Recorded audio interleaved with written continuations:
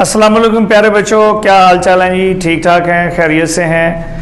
उम्मीद है कि आपने लास्ट लेक्चर जो हमने पढ़ा था वो था कोलिजन के बारे में, और कोलिजन में हमने क्या देखा था? इंटरेक्शन ऑफ टू बॉडीज़, और फिर हमने इलास्टिक कोलिजन और इनइलास्टिक कोलिजन पढ़ा था। इलास्टिक कोलिजन क्या था कि that collision in which kinetic energy is not lost, और ऐसा कोलिजन जिसमें काइनेटिक एनर्जी का लॉस हो जाए उसको हम क्या कहते हैं? Inelastic collision. हमारी डेली लाइफ के अंदर जो कोलिजन्स हैं, all collisions are in our daily life are inelastic.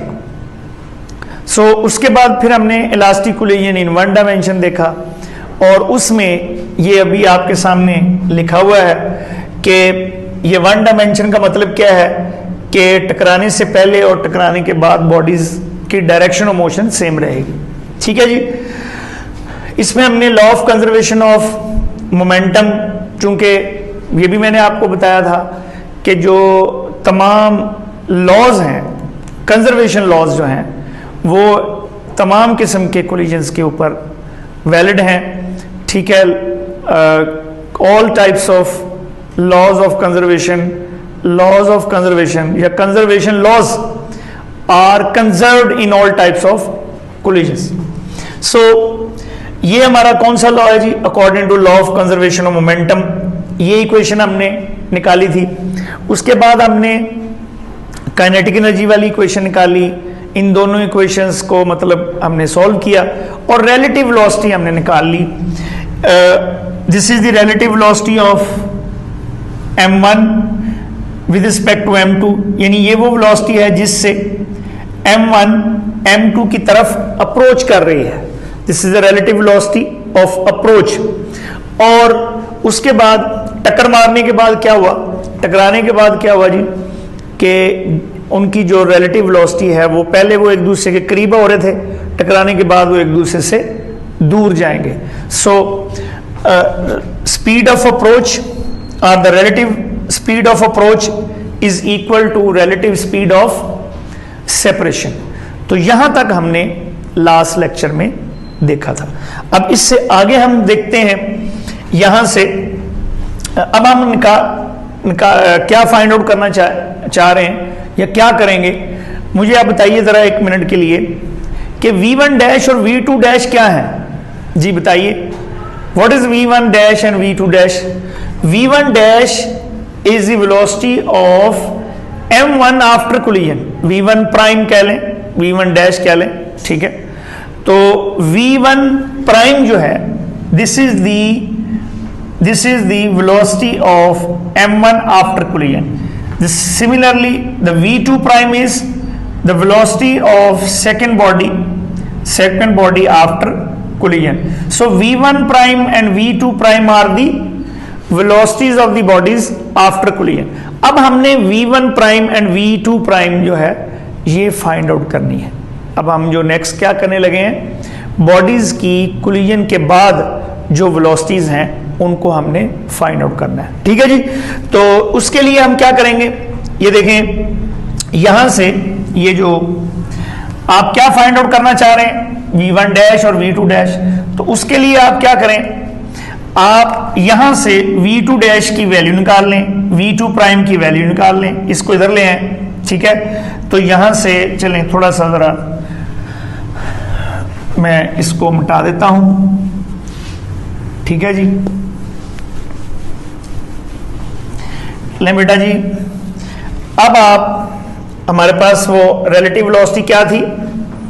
ठीक है, मैं इधर लिखता हूं V1 plus V1 dash is equal to V2 prime plus V2। इसको बेटा इधर ले आए, तो हमारे पास V2 प्राइम जो है वो किसके इक्वल आ गया? V1 plus V1 prime minus V2। अब इसकी वैल्यू जो है V2 की यहां पुट करनी है, यहां, चूंकि इसमें वैल्यू पुट करेंगे V1 प्राइम आपके पास आ जाएगी। तो करेंगे, ठीक है, पुट इन इक्वेशन नंबर 1।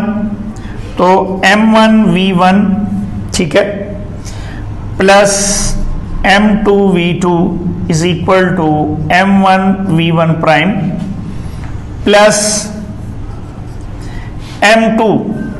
अब v2 प्राइम की जगह पर बेटा आपने ये लगाना है, ये पुट करें जी, v1 plus v1 prime minus v2।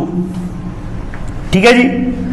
अब इसकी वैल्यू आप अब इसको मल्टीप्लाई करो, m1 v1 prime plus m2 v1 plus m2 v1 prime, ठीक है, माइनस m2 v2। ठीक होगी बात जी।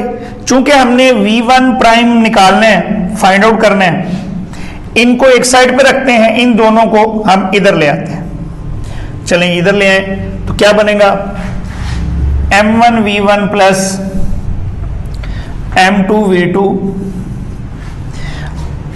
अब नहीं बेटा जी, इसको आप इधर लाएंगे ये माइनस हो जाएगा, और इसको लाएंगे तो प्लस हो जाएगा, तो minus m2 v1 plus m2 v2 is equal to अब इधर क्या रह गया, सिर्फ ये प्राइम वाला रह गया। ठीक है, m1 v1 prime plus m2 v1 prime.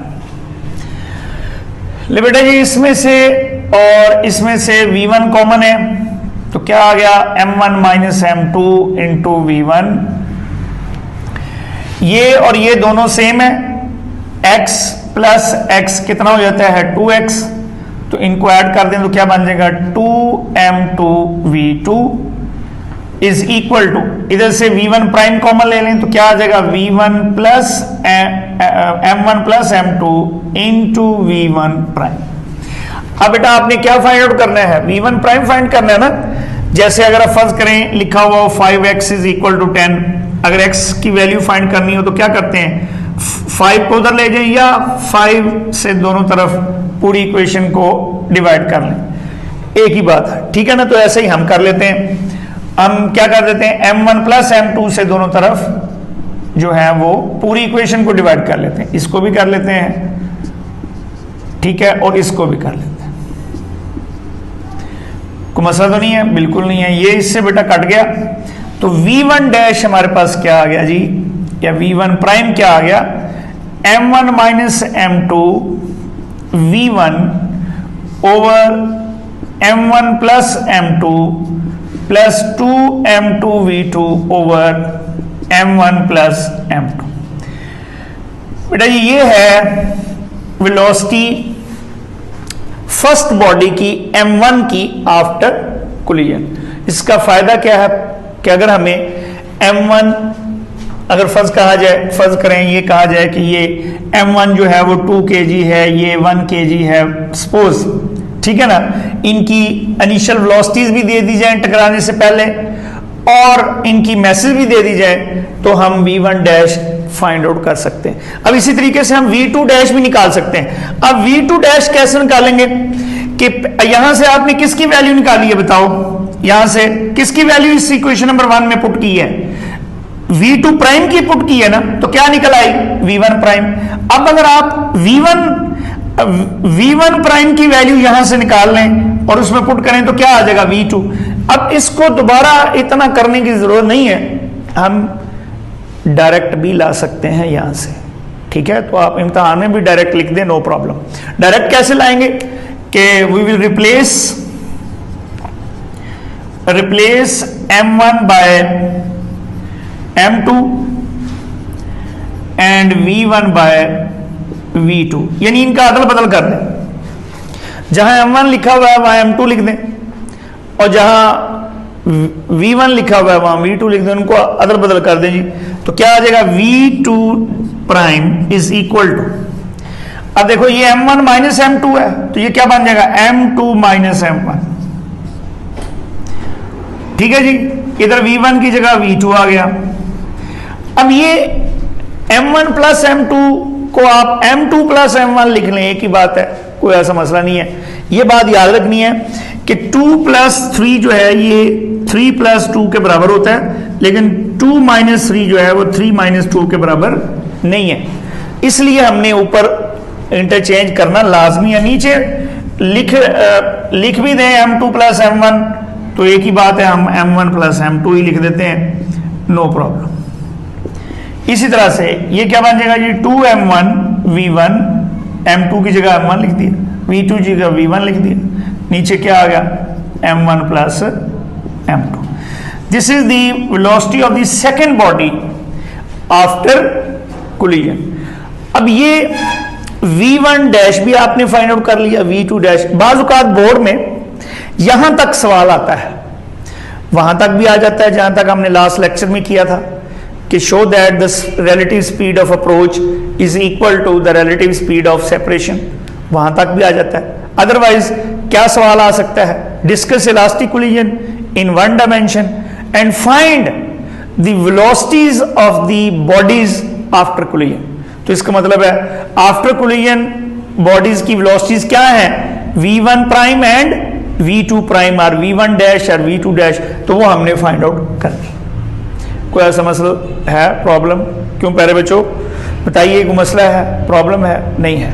अब हमने इन इक्वेशंस को यूज करके इसके 4 केसेस डिस्कस करने, तो वो हम 4 केसेस डिस्कस करते हैं, ठीक है। उसमें पहला जो केस है वो ये है कि अगर हमारे पास ये जो 2 बॉडीज हैं, ठीक है, इफ दीज 2 बॉडीज, ये जो m1 है और ये m2 है, अगर इनकी पहला case number 1, if m1 is equal to m2, फर्ज कर लें m है, कि अगर इन दोनों बॉडीज की मैसेज सेम हो, if both the bodies have same message, what will happen? ले जी क्या होगा, हम इन इक्वेशन से फाइंड आउट करते हैं जी, क्या आएगा, if both the bodies have same message, तो क्या बनेगा जी, देखो इन इक्वेशन में पुट करना है आपने, m1 भी m है, ये भी m है, तो m माइनस m क्या बना, 0, कट गया ना, m माइनस m 0, तो ये हिस्सा इसका मतलब है खत्म हो गया, प्लस ये देखो यहां भी m, इधर भी m, इधर भी m, इक्वल है ना, तो ये क्या बन गया 2m, ये भी नीचे क्या आ गया 2m से कैंसिल, तो इसका मतलब है हमारे पास v1 डैश किसके बराबर आ गया, v2। बात समझ में आ गई? ये मैं दोबारा उसको लिख देता हूं, तो इसका मतलब ये हुआ कि v1 डैश किसके बराबर आ गया जी, v2 के। एंड नीचे वाले में पुट करें, यहां जब यहां भी m लिखेंगे, यहां भी m लिखेंगे, ये कट जाएगा, इधर 2m से कट के v2 प्राइम किसके बराबर आ गया, v1 के, v2 प्राइम किसके बराबर आ गया, v1 के। अब आप ये देखें, गौर करें, इस पहले केस में मुझे बताएं v1 और v2 क्या है, m1 और m2 की वेलोसिटीज हैं टकराने से पहले। अच्छा चलिए दोबारा देखें, ये v2 प्राइम क्या, v2 क्या है, m2 की वेलोसिटी है टकराने से पहले। अब ये क्या बन गई है, m1 की वेलोसिटी बन गई है टकराने के बाद। तो इसी तरह से ये m1 की वेलोसिटी है टकराने से पहले, अब ये क्या बन गई है, m2 की वेलोसिटी बन गई है टकराने के बाद। तो क्या मतलब हुआ, अगर इसकी वेलोसिटी लेट से 10 मीटर पर सेकंड है, इसकी वेलोसिटी जो है वो 6 मीटर पर सेकंड है, तो टकराने के बाद क्या होगा, इसकी वेलोसिटी क्या हो जाएगी 6, इसकी वेलोसिटी क्या हो जाएगी 10, if they have same message. तो फिर क्या हुआ, रिजल्ट क्या निकला, रिजल्ट बेटा क्या निकला कि if both the bodies have same masses then after collision they will interchange their velocities, so they will interchange their velocities. लिख लो जरा, निकालें, नोट कर ही रहे होंगे ना, चलो लिखे जी, रिजल्ट लिख लें कि if both the bodies have same message then after collision the bodies will interchange their velocities, after collision the bodies will interchange their velocities। ठीक है जी, लिख लिया है, चलें, वेरी गुड। एक केस हमारा हो गया, टोटल केस कितने हैं 4। अब बाकी कितने केस रह गए? 3। अब बाकी जो 3 केसेस है ना, उन तीनों केसेस में एक चीज कॉमन है, और वो एक चीज कॉमन ये है कि ये जो सेकंड बॉडी है ना, ये रेस्ट में। तो अगर आप ये देखें कि इफ सेकंड बॉडी यानी M2 इज एट रेस्ट, अगर सेकंड बॉडी रेस्ट में हो तो फिर मुझे ये बताएं हमारी ये वाली जो इक्वेशंस हैं ये क्या बन जाएंगी? सेकंड बॉडी रेस्ट में होने का मतलब क्या है कि V2 जो है ये क्या है? 0 है। तो अगर हम V2 0 यहां पुट कर दें तो इसका मतलब है ये हिस्सा खत्म हो गया। इस तरह से V2 0 पुट करें तो ये वाला हिस्सा खत्म हो गया। तो फिर इसका मतलब क्या हुआ कि हमारी जो इक्वेशंस हैं वो क्या रहेगी? हमारी जो इक्वेशंस हैं वो क्या रहेगी जी? इधर लिख देता हूं मैं इनको, ठीक है, कि अगर सेकंड बॉडी रेस्ट में है तो ये जो हमारी इक्वेशंस हैं ये क्या रह जाएंगी जी? लो जी, V1 prime is equal to M1 minus M2 into V1 over M1 plus M2, एक ये इक्वेशन रह जाएगी। और V2 प्राइम क्या रह जाएगी जी? M1 V1 over M1 plus M2। ये कब इक्वेशन है जी? उनके आप समझ लेंगे कि सिंप्लीफाइड फॉर्म है, इसके ऊपर हमने कंडीशन लगा दी है। क्या कंडीशन लगा दी है? If second body is at rest. तो अगर सेकंड बॉडी रेस्ट में है तो फिर V1 टकराने के बाद दोनों बॉडीज की वेलोसिटीज M1 की ये वाली हो जाएगी, M2 की ये वाली हो जाएगी। अब हम सेकंड केस डिस्कस करते हैं। Case number 2। Case number 2 basically यही केस है, ठीक है। केस नंबर 2 क्या है जी? ले जी, केस नंबर 2। केस नंबर 2, अब अगर इस कंडीशन में M1 M2 के बराबर हो जाए और हमें पता है सेकंड बॉडी तो क्या है? रेस्ट में है। तो अब क्या होगा बताओ जी? लगाओ जी यही वाली दोबारा। तो M1 अगर M2 के बराबर है तो ये फिर कट गया। इसका मतलब है कि V1 prime is equal to 0, ठीक है। और V2 प्राइम जो है वो क्या आ जाएगा? ये M और ये भी M, ये भी M, ये भी M, तो 2M से काट के तो क्या बन गया? V1। क्या मतलब हुआ कि अगर ये बॉडी रेस्ट में है और इनकी दोनों आपस में मैसेज बराबर हैं तो ये आएगी, इससे टकराएगी, ये रेस्ट में आ जाएगी और ये मूव करना शुरू कर देगी किस वेलोसिटी से? जो इसकी हो। तो अभी भी इन्होंने क्या किया है? अभी भी तो इन्होंने अपनी वेलोसिटीज को क्या किया है? इंटरचेंज ही किया है ना, ठीक है ना। जैसे आपने आप में से अगर किसी ने बिलियर्ड बॉल, ठीक है, लड़कों का कोई एक्सपीरियंस हो सकता है बिलियर्ड बॉल खेलने की, वहां बिलियर्ड बॉल में एक स्टॉप शॉट मारते हैं। कौन सी जी? Stop shot. उसमें क्या होता है कि अगर फर्ज करें ये एक बॉल है, ये दूसरी बॉल है, ये रेस्ट में है, इसको जो है वो जोर से वैसे ऊपर से रख के जो डंडा है, समझ गए ना, वो इस मारते हैं, वो इसके बिल्कुल सेंटर से जाकर टकराते हैं। क्या होता है? ये बॉडी जो है वो रेस्ट में आ जाती है, ये मूव करना शुरू कर देती है। तो वो भी आप समझ लेंगे इसकी करीब करीब एग्जांपल है किसकी? इस केस की, ठीक है जी। चलें, तीसरा केस जो है, थर्ड केस, केस नंबर 3। इसमें बेटा देखो, केस नंबर 3 ये है कि अगर M1 is very very large then M2, यानी ये वाली जो बॉडी है, मसलन ये M1 है, ठीक है, इसकी वेलोसिटी कितनी? V1। ये किससे टकरा रही जाके? बहुत छोटी सी बॉडी से जो कि रेस्ट में है। क्या होना चाहिए जी? बताइए जी, क्या होगा कि अगर M1 बहुत बड़ा हो किससे? M2 से, तो क्या होगा? ये जाके, ठीक है, आप समझ लेंगे कि फुटबॉल है, फुटबॉल आगे एक छोटी सी बॉल है, ठीक है, स्क्वॉश बॉल पड़ी हुई है, उससे जाकर टकराना। क्या होगा? क्या होना चाहिए? बताइए, सोचें जरा। चलें मैथमेटिकली देखते हैं क्या होगा। देखो, चूंकि M1 बहुत बड़ी है किससे?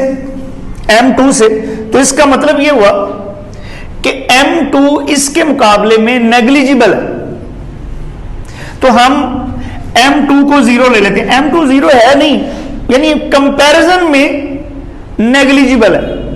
बात समझ में आ गई। सो हम put m2 is equal to 0 in this equation. In equations के अंदर m2 0 पुट करें। So put m2 is equal to 0 in these equations. Put करें जी।